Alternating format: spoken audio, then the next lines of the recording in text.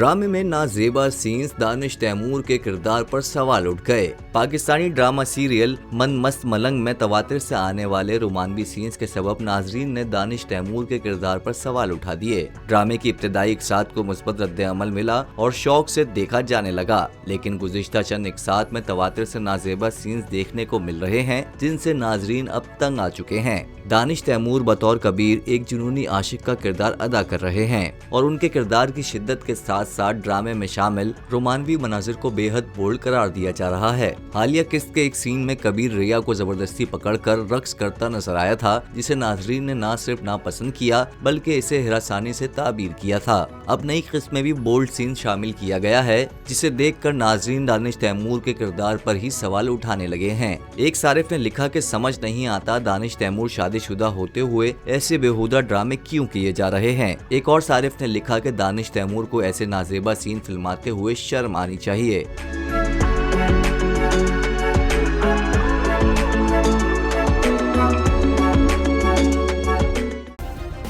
Subscribe करें और bell दबाएं ताकि कोई खबर रह न जाए।